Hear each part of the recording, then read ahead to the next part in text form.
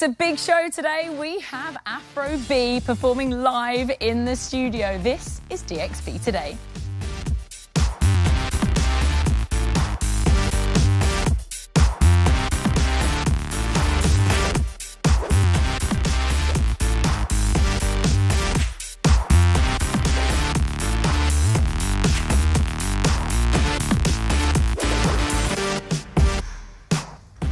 Welcome to DXB Today. Tonight, we are diving into the deep blue sea as we celebrate World Oceans Day.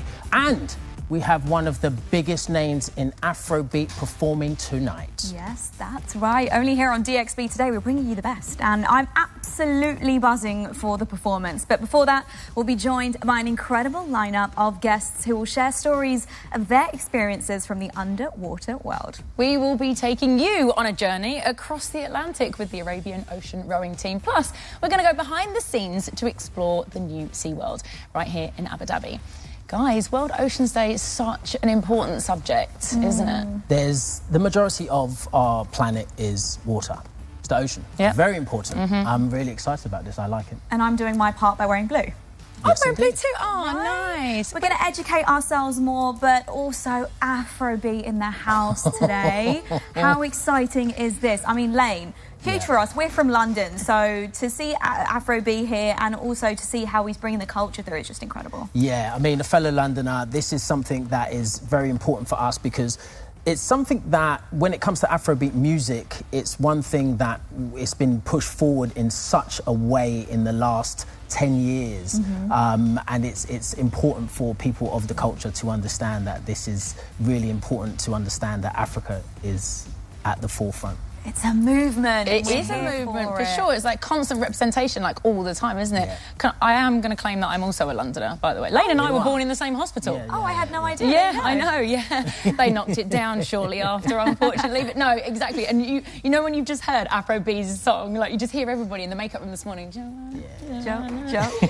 Everyone's really excited, and we know there's going to be some very controversial moves on the show today. There's going to be a lot of people partying and dancing, including our guest co-host. Yes, and our guest co-host for today is a representative of an organisation whose mission it is to protect the marine ecosystem and all of its species involved. So let's find out who it is. I'm Hala Daman. I'm ASRAC's President and Managing Director. ASRAC is a marine conservation organisation based in the UAE, and I can't wait to see you guys soon. Hala will be joining us in just a second to share her insights, but before that, our man Faris drove down to the capital to check out the latest and the biggest thing in Abu Dhabi, SeaWorld.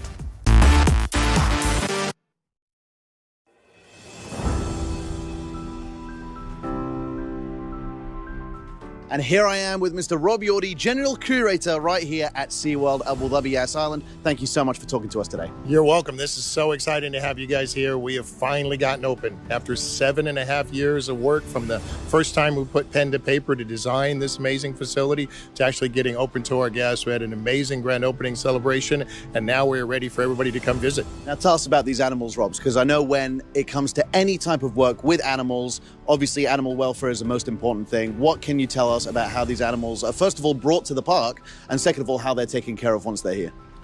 The majority of our mammals came from our SeaWorld parks in the U.S., and if you can imagine, that's an extremely big operation to move animals halfway across the world. SeaWorld has decades and decades of experience of moving marine animals, so they all came out very, very healthy, very happy to get into these brand new habitats itself. When it comes to taking care of the animals overall, we have 8 different realms in the park. 6 of them have animals in it. So when our guests come in, they enter the Abu Dhabi realm. We really wanted to pay homage to the region, to show people what traditional Abu Dhabi was like, the importance of seafaring, the importance of pearls, the importance of fishing, understanding what's off the coast. Once you leave Abu Dhabi, you go into our One Ocean portal, one of the 2 areas that does not have animals, and then you start your adventure. So you begin and end in Abu Dhabi, and then you choose which adventure you want. Micro Ocean is the area for the kids. That's the last of the realms. It does not have any animals, but it's incredible because there's so much education based on when the kids are in there getting a chance to interact and exercise and run around and gonna have some great games to play. Amazing. And I know it's not all about the animals. There's also some exciting attractions. There's 2 massive rides, first of their kind in the world. Can you tell us a little bit about them? So the first one is manta, and when you actually are loading in the manta queue, when you're getting into the ride, slowly going by a ray habitat, so you get to see how the rays actually move.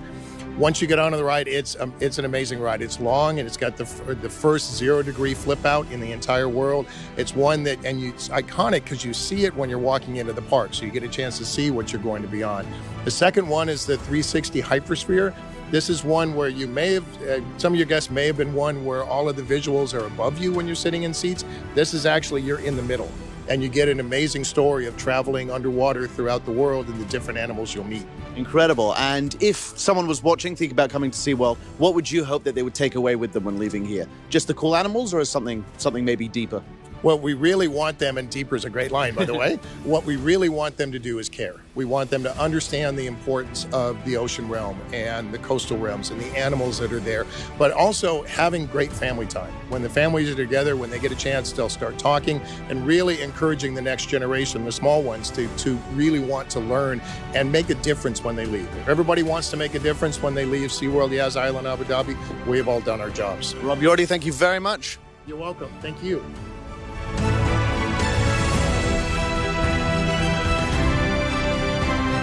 Well, there you have it. Rob certainly answered a lot of the questions that I had, and hopefully the questions that you had as well.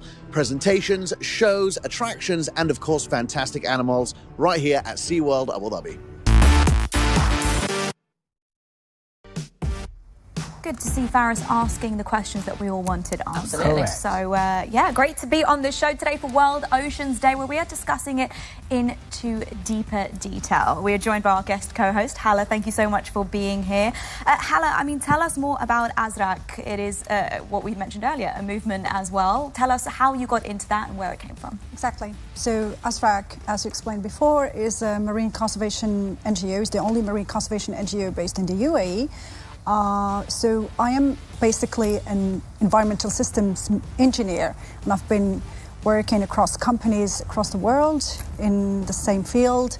Then when I moved to Dubai, I wanted to get involved in marine conservation, which was a subject that always interested me. So I joined Azraq as a volunteer, then bit by bit I became part of the operations team, then I became president and managing director for 2.5 years now. Wow, that's so exciting. And it's so important what it is that you do. Tell us in a little bit more detail about what the organisation actually does. Okay, so Azraq, we know and we believe that oceans are the lungs and heart of the planet Earth, and we won't exist or the life that we have right now if it wasn't because of the oceans. They help regulate the climate. They release oxygen and capture carbon. We have massive amounts of ecosystems inside the ocean that participate in the balance of biodiversity. We started bit by bit in Azraq engaging in initiatives and activities that will create impact on several aspects of marine conservation. First one is we have a marine debris campaign, which involves communities, companies, schools to remove big amounts of marine debris trash from under the ocean and in the coastal environments. And we have another initiative which is restoring and conserving mangroves across the UAE. Mangroves are big ecosystems that sequester carbon from the air and release oxygen. So this is another initiative that we're working on, apart from surveys and research about coral reefs and marine life. It's very interesting, but I want to know, how are you actually raising the awareness and letting people know about these things? I mean, there's a lot of different initiatives when it comes to picking up plastic and stuff like that, but how are you actually raising that awareness so everybody understands how important our oceans are? So it's important for us in the UAE to be working in partnership with local companies and schools and the government to be able to organize educational campaigns across the UAE, raising awareness about the importance of conserving the ocean, about changing our behavior and how to become more sustainable, either it's a business or individual. So all of us, we can make a difference if it's we can't say that by myself I won't be able to do a difference. So we teach the kids and the adults about the importance of the oceans and how we need to preserve them in order to preserve life within Earth. And it's organized across the UAE, yes. One thing you touched on already is the mangroves. Now, there's incredible statistics behind the mangroves that a lot of people aren't even aware of. We have many in the capital, and it is essential to the survival of the planet and the environment to keep the mangroves healthy and moving. Talk to me about the investment that you are doing in the mangrove spaces and why that's so important. So mangroves are very important in the UAE because it's among the few regions across the Earth, tropical regions, where you can find mangroves. They're not found everywhere. They're found specifically in tropical regions. Mangroves are very important as first coastal defense. So they protect local communities from surges, from floods. They host a lot of small marine biodiversity, and even turtles they nest there as well. Yes, and also they, like I said, it's the biggest carbon sequester. I mean, it's incredible. Yes. And you don't really sort of think about it. You know, when you drive down from Dubai down to the capital and you see them, but to actually understand how important they are. How, you said you started off as a volunteer. How can people, if they're watching at home, how can they get involved if they really feel this is important to them? So we believe that we work with the community, and our work is impactful because of the community. So we need people to engage with ASRAC and other organizations in the UAE and participate in beach cleanups, for example. Just in beach cleanups is a good way to learn on how much debris is in there in the oceans and how it affects our oceans. And they can engage in workshops and other volunteering events that we're running across the year. This is a good way to engage with NGOs that are working in this field and also be aware of the gravity of the situation as well. Yeah. But now, I know we've got to jump into a quick break, but I just wanted to know more about a little bit about the species that are around and that we need to protect. So we have different species. So obviously, the location of the UAE is in a specific area where the currents are hot, salinity is high, but we still have many species that are thriving here. First one is the dugong the famous dugong that we can find in Abu Dhabi. We have bottlenose dolphins in Fujairah and across the sea in Abu Dhabi and Dubai and Ras Al Khaimah. We have several species of coral reefs growing in Fujairah and Abu Dhabi. We have other very diverse marine life in the UAE. We just need to get your PADI license and dive. Learn. We're working on it. We'll get Lane Redman there down there somewhere. Hala, listen, you're sticking with us for a little while on the show, and it's fascinating. So we're going to dive deeper, eh? See what I did there? Into that. Done. But for now, we're going to take a quick break, and after the break, we meet one of the coolest entrepreneurs in town, the co-founder of Surf House Dubai. Plus, Afro B is literally in the house. Don't go anywhere.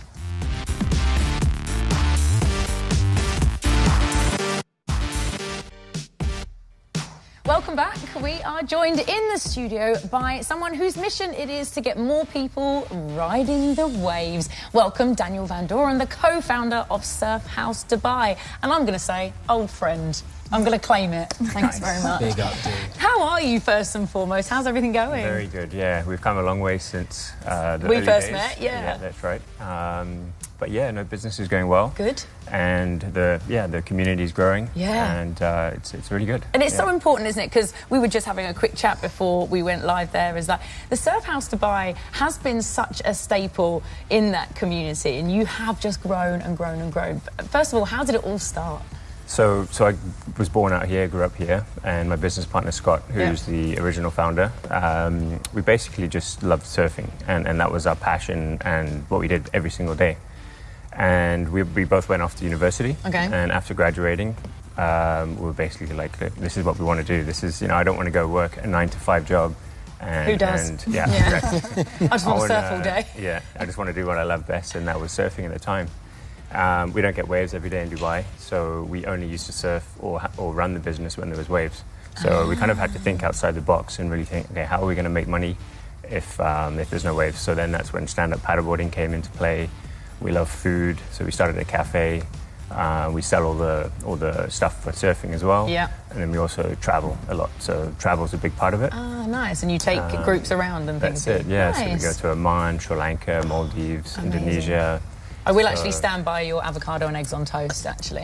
You can stand by everything at the Surf House. Like, that place, it's an institution, as it were. We're talking 17 years that it's been open now, right? Yeah, that's right. 17 years, 2005. Yeah, fantastic, man. So when it comes to helping people to understand about the ocean, how are you doing that?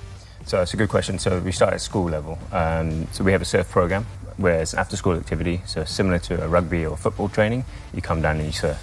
If there's no waves, we teach you about oceanography, we take you paddleboarding, and we're constantly educating the kids about oceanography and how to protect the environment, how to look after the ocean, the dolphins, the turtles, and so it starts at grassroots level and goes up from there. I like it, I like it. Amazing, bros. And what you doing for Oceans Day? So Oceans Day, we always do a beach cleanup. We specifically clean up cigarette butts on the beach. So a lot of people are just picking up rubbish and just general rubbish, but we focus on cigarette butts. It's a big issue on the beaches out here. Yes, that's true. Everyone just flicks their cigarettes on the floor, and 90% of that cigarette's made out of plastic.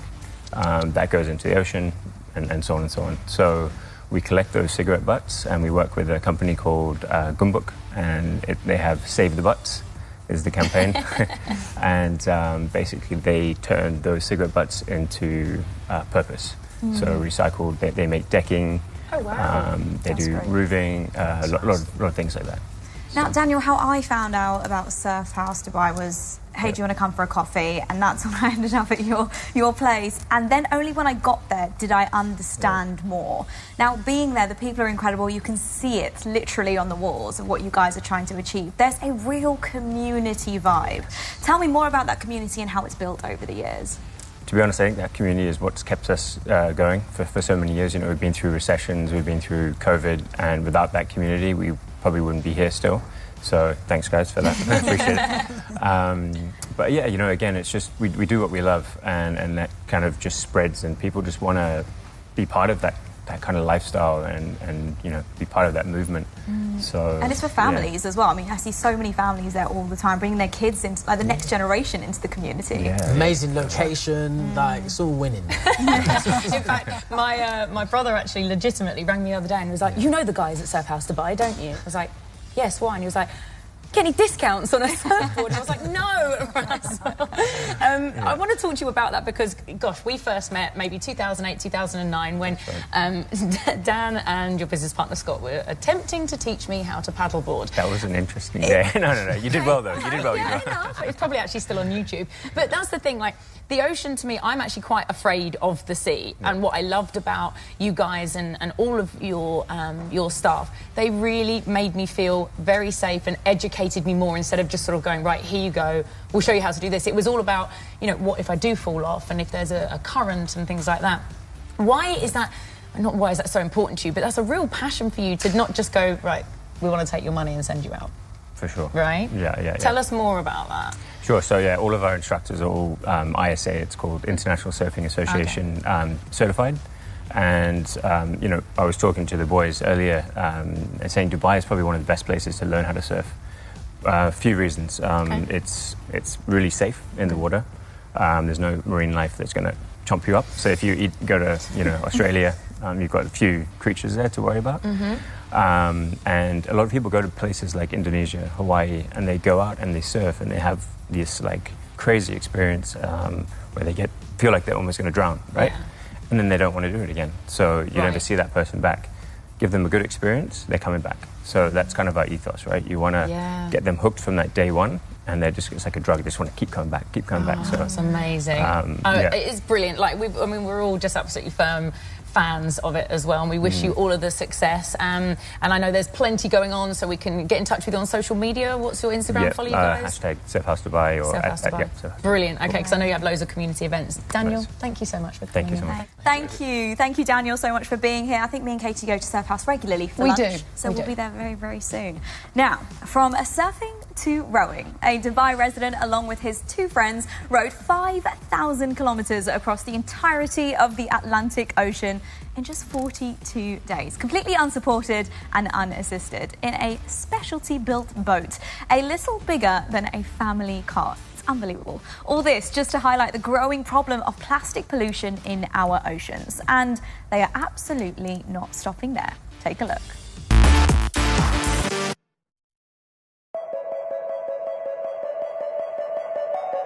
Hi, I'm Toby Gregory, founder and project director of the Arabian Ocean rowing team.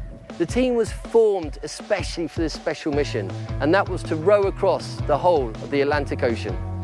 In December 22, myself, along with 2 friends, rowed across the entirety of the Atlantic Ocean, a distance of over 5,000 kilometres. It took us 42 days. During that time, this boat was our home. It carried all the food we needed. We had to desalinate all our own water. In fact, it carried everything we needed to survive for that whole time. The complete row was unsupported and unassisted. And in fact, it was the first time a UAE flagged boat had made the crossing unsupported and unassisted. The boat had everything we needed to survive. Just here, we've got the desalination unit. That produced enough water for us to drink each day, and it came from that tiny hole there. It took roughly an hour to get about 20 litres. Just here were our lithium batteries. They were powered by 2 solar power panels on each end.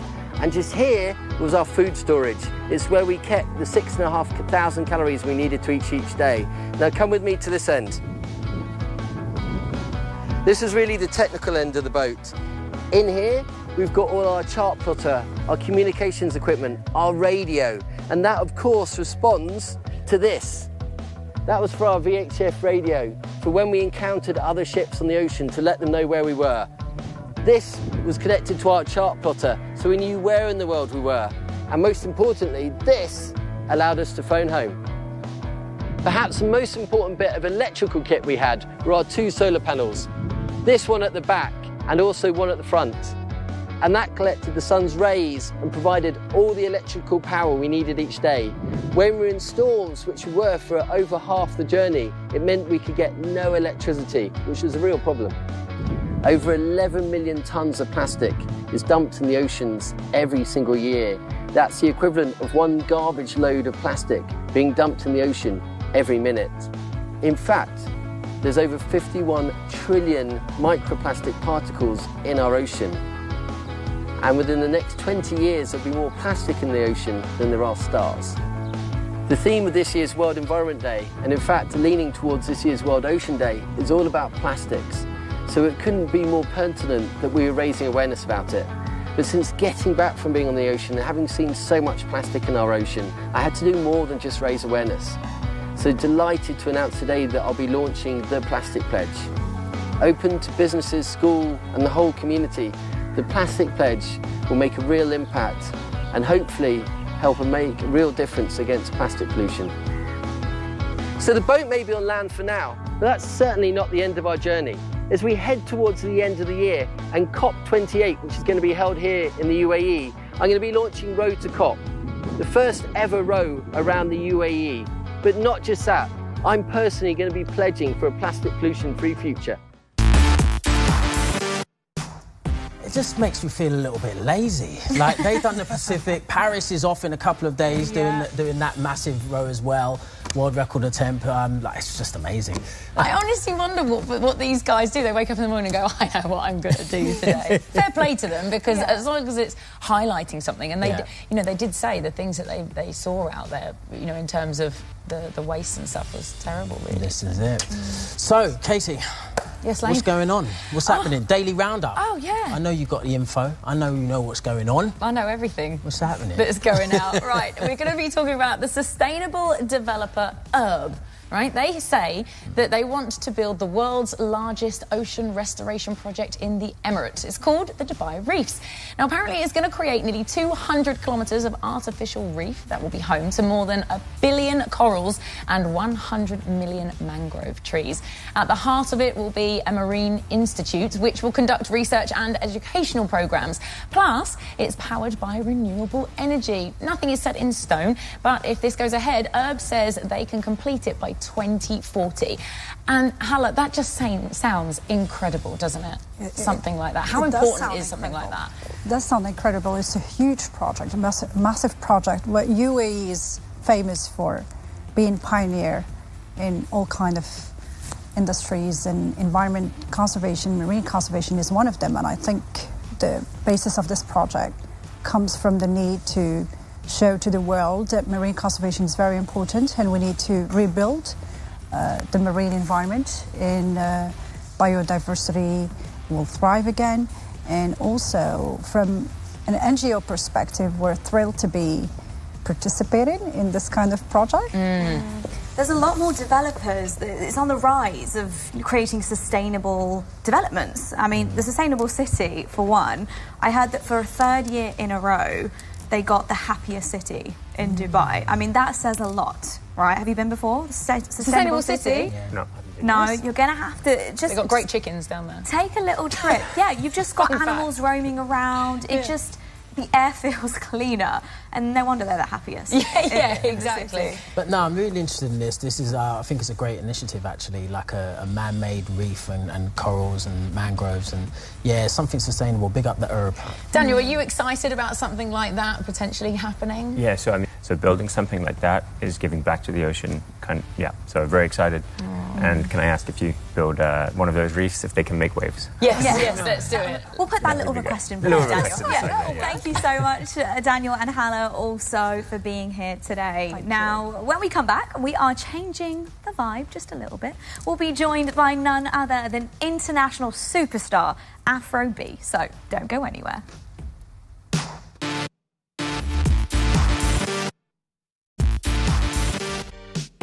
Welcome back. Now, if you've been enjoying the show so far, we're just about to get you warmed up for something a little bit special. The party is actually starting now. Joining us in the DXB Tonight studio is none other than the international singer-songwriter Afro B. Yes, brother. You guys good there? What's good, King? I'm good, man. Enjoying Dubai. It's hot. Yeah, what brings you here? Crazy hot. What brings you here? What are you doing? Well, I just had a few shows. So yeah, just having a good time in Dubai. How do you like it? Do you love it? Yeah, I love it. I've been coming here for like 5 years now. So I'm actually very used to Dubai. Yeah. We were raving about you earlier. I now learned that Katie is also from London. So all of us now on this panel. Now, but you have so many influences. Previous interviews, I do my research. Ivory Coast. Ivory Coast, You're originally from there? Originally from there, born and raised in Greenwich, southeast London. Love that, love that. So many of your influences in your music, the Afro beats, the vibes come through. Tell me more about your journey and how you got to who you are today. So I started off, as a student. I went to Hertfordshire University. Oh, wow, and then, it's right next to where I live. Oh, really? Yeah. Yeah, Hatfield. And whilst I was there doing my degree, I was DJing as well. So I started off as an Afrobeats DJ. From then, I just woke up one day and said, let me start releasing music. And then 2018 is when Joanna came and everything changed. I got a question about this, Joanna. Changed. I got a big question.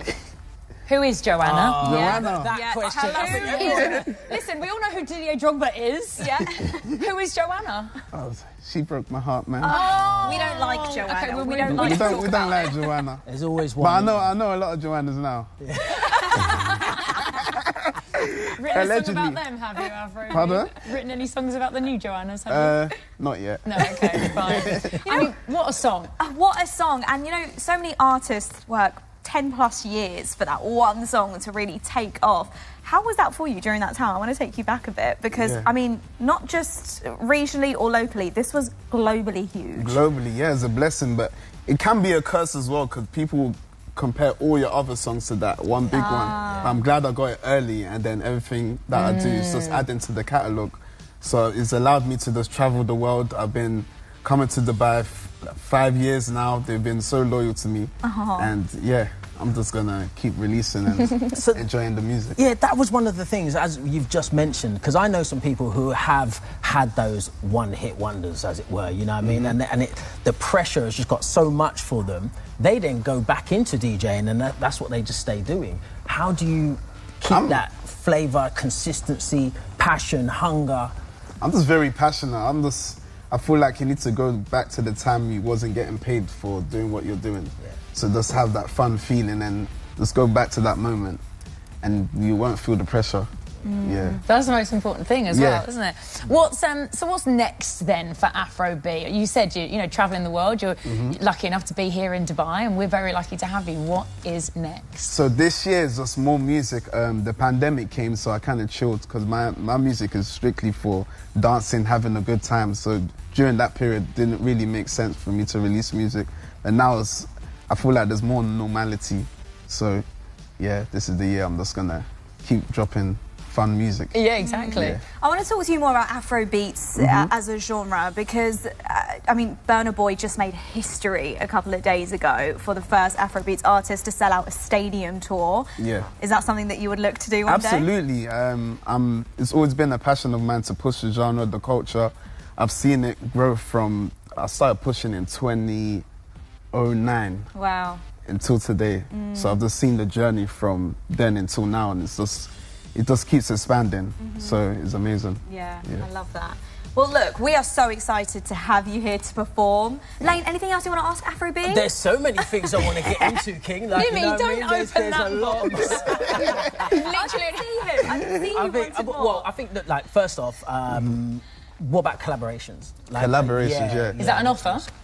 It is. So well, as we know, like Afrobeats is global now, so I'm open to collab with, people from the Middle East, Asia, wherever it is. So just to help expand the sounds, and we have similar melodies, especially with the Arabic and Indian sounds, the way they sing. So I feel like if it's blended, it'll sound cool. Oh, that's interesting. So hang on, are we saying that there could be some collaborations with some local artists? Yeah. Is that what we are absolutely. saying? Lane, you're literally Lane's like, Afro B, you got my number. I just want everyone to see Afro B's bling here today. If we can get their hands out. I'm on DXB Today. I had to do something. But actually, and I was going to say that as well. Obviously, looking at your necklace, right, it's so important for you to represent Africa, right? Tell us more about that, because whilst you were born and raised in London, your heritage is African. So why is it so important for you to represent? I feel like that's what everyone in London kind of does. When you ask someone where they're from, they'll say where their parents are from. Absolutely. So they'll say, I'm Moroccan, I'm from the UAE, wherever it is. So that's just My dad's from Brentford. It's not quite the same thing. Yeah, it's Scotland, wherever.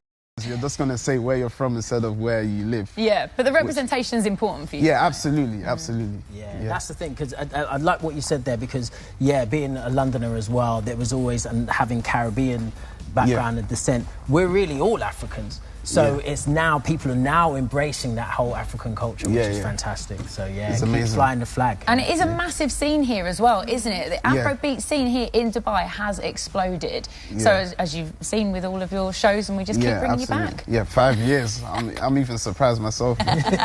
I mean, you said you started as a student, so lastly I'd love to ask you, anyone out there who sees you, idolises you, wants to be doing what you're doing one day, what advice would you give them? Chase your passion. I know it's a bit cliche, but you kind of have to be stubborn with it and know how to manage your time, because if you're studying, you still need to complete your assignments as well as do the gigs. So I used to do shows and then go straight to the library or do an all-nighter. It was stressful, but we did it. I love that. You were dedicated to the cause. Dedicated. Well, when you got strict African parents, there's not much you can do, man. Stay in school, kids. Stay in Sure. school. Have you met Didier? Yeah, I met him. I met him 3 years after the song came out. Is it? Yeah, so I went to his house in Ivory Coast. He had the big mansion, crazy. Wow. And it was just, I was starstruck the whole time. I was silent the whole visit, but it was very nice. Did he ask you, I know the song's named after me, but who is Joanna? Yeah, he asked me that as well. I told him the same story. I said, don't worry, he has my name in it. Don't break my heart like Joanna did yesterday. Look, Afro B, we do this thing on DXB Today, which is called DXB in 60. We quickly quiz our guest co-host, but we're going to switch it up with you today. Let's go. We're going to do a little bit of this or that and find out more about you. Okay, so here we go. I want to know, early bird or night owl? Night. But as of recent, I've been an early bird. I'm getting older. Love that.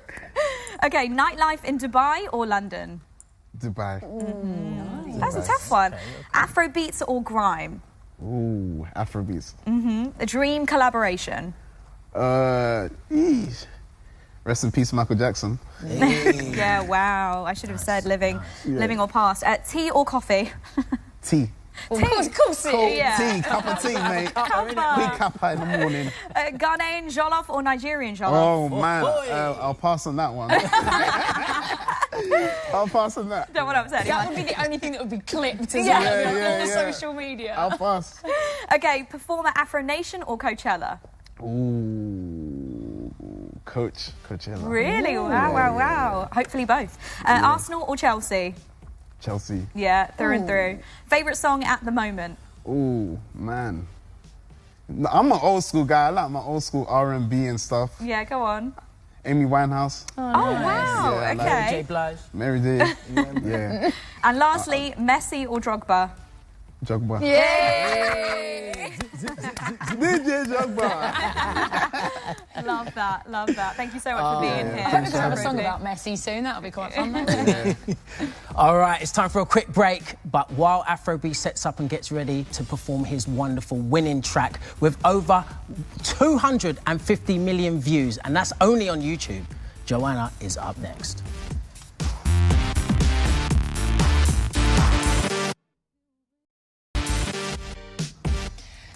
Welcome back to DXB Today. We have Afro B right here in the studio getting ready for his performance. But don't forget, tomorrow we are going to be announcing the winner of the DXB Today hamper, full of prizes from some of our favourite brands, including a 500 dirham voucher from House of Pops. That's a lot of money to spend on ice lollies, but very well worth it.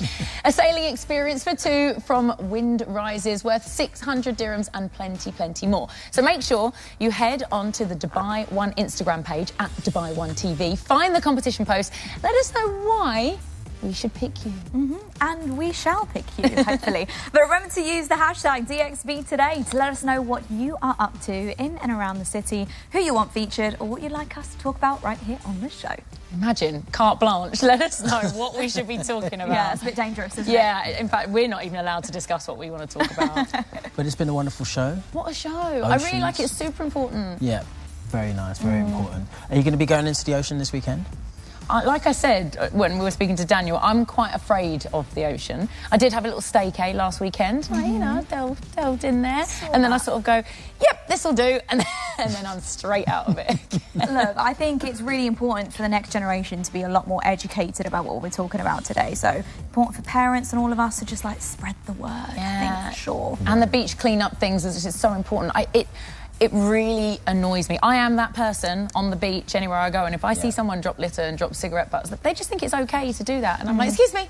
I'm that horrible, annoying person. Education is key, isn't it, right? 100%. Right? 100%. We're working it out. Right, I think it's about that time. Thank you for joining us tonight. Excited, Lane. Thank you for joining us tonight, everybody. If you're excited as much as we are, then obviously, yes, give us a shout out and all the rest of it. We've got another wonderful episode coming up for the weekend tomorrow, so make sure and join us for that. But tonight, it's all about that performance. Yes, we're excited, you're excited. Here we are. The one Afro B is in the house with his hit, Joanna. Come on, get it. Get it.